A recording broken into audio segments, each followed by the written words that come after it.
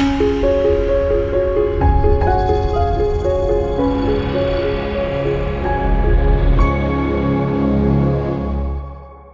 you all doing?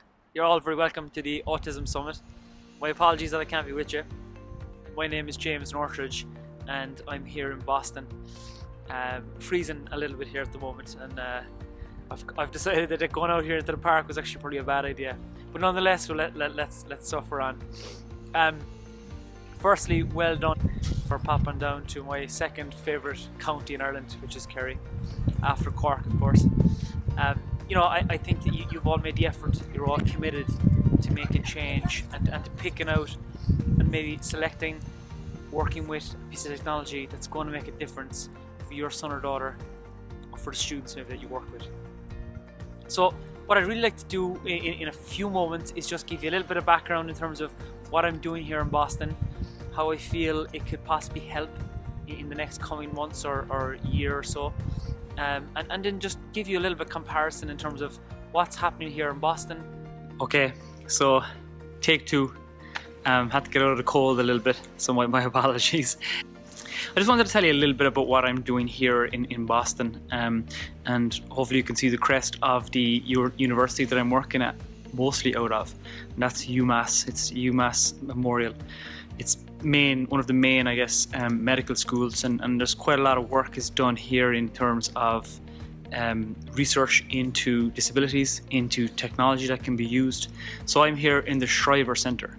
So I'm on a Marie Curie fellowship position, and across Europe this program has been ran, and it's been run out of Dublin, which is fantastic.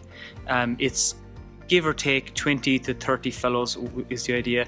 I think we're possibly on about 24 or 28 now. So really these fellows, postdoctorate positions, are looking into how can we use technology better for people with autism and intellectual disability. And it's a fantastic initiative. It's one of the first of its kind, and really it's a massive, I guess, step forward in terms of research into technology for autism. And not only that, but it's been driven from Ireland, which is great. So I'm delighted to be part of it. So what am I doing here in Boston?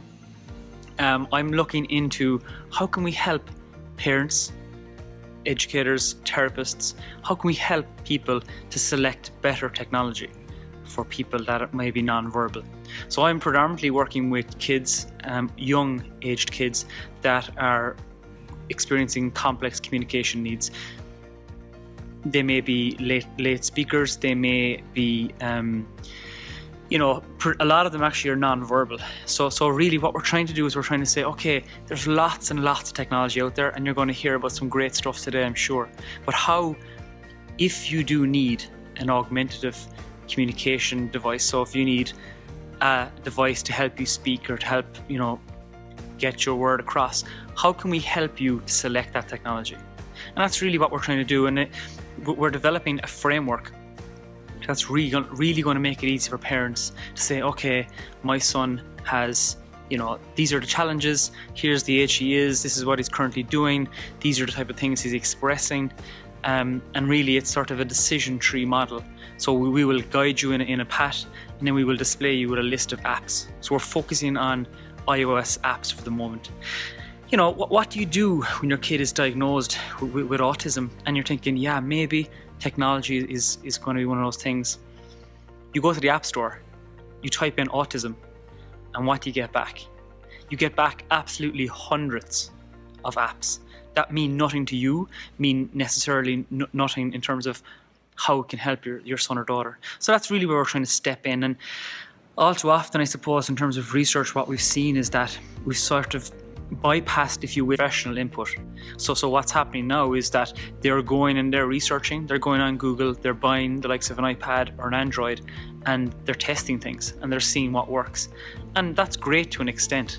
But what happens is we're in a very much consumer-led market. So then you have a parent of a child who's maybe 3 or 4 years of age, who's a late communicator, comes to you as a specialist and says, okay, here it is, here's the iPad, here's the app, make it work.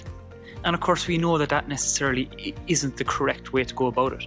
So what we're trying to do is we're trying to step in there in the middle and really say, okay, let's try and better advise parents and better advise speech pathologists as well, in terms of what type of technology they could or should be using for an individual with a complex communication need.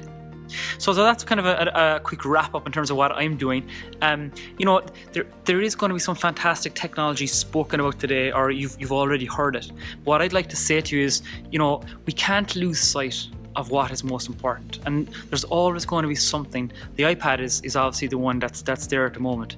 So we can't necessarily lose sight of what we're trying to do, and we're trying to allow our children, the students that we work with, to better communicate. And communication has to be at the fore and has to be the key. The iPad,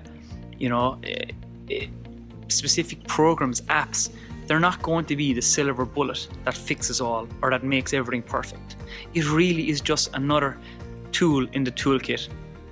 Be you a parent, special educator, speech pathologist. So never lose sight. I mean, there's always new technology. And I'm here in Boston and getting some fantastic visibility in terms of what's actually happening, some of the latest and greatest pieces of technology. But all too often we get a little bit carried away, and we have to go back to basics. We have to remember that just because you've worked with one kid with autism doesn't necessarily mean that the solution that worked for that child is going to work for all.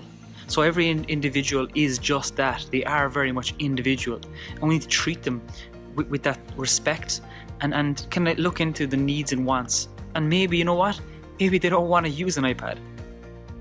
And that's what we have to battle with. So if you take anything else from today's session, please take that communication is key, and that's really what we're trying to do. And just because you don't have a voice, or the student you work with doesn't have a voice, doesn't mean that they don't have something to say. And to me, that is the most important part of what I'm doing. I'm trying to give individuals that necessarily don't have the voice as we know it, I want to give them power and authority and be able to communicate with their peers, with the students in their classroom. And you know what? If they're feeling sick or if they're feeling shit, they want to be able to tell their parent. They want to be able to tell their teacher. And that's so important. And I think that, if I did anything else on this 2-year experience over here in Boston, if I could bring back to parents and teachers and speech pathologists, OTs, that, think about the person first and foremost, and then let's think of the technology. Because again, we get a little bit carried away in terms of the technology. I hope you had a fantastic day. I hope you're going to have a fantastic day. I'm not sure when they're playing this little clip. But enjoy it and research and meet people and speak to people over coffee, speak to people at lunch, get people's numbers, because you know what? You're going to learn the most from people that have had this experience, from people that have been working with kids that are in similar positions. So, network, get on Facebook, get on Twitter. There's the hashtag ATChat, which is really good. I think it's on a Thursday evening, and that's actually a fantastic thing to follow. You can just go on there and creep on them. But some of the big specialists here in America are using Twitter on a Thursday. For the most part, America has been fantastic. It's been a great experience, and hopefully it means that I can come back to Ireland and share what I've learned and make difference to people's lives, because that to me is the ultimate goal of what I'm doing. And if I can make one difference, if I can make one person's life easier, if I can make the life of their parent easier, then you know what? That's winning to me. So again, have a super day. Well done for taking time out and coming along to this session. Well done to the guys for arranging this. I think they've done fantastic work, and I'm sure it's only going to get bigger and better from here. So.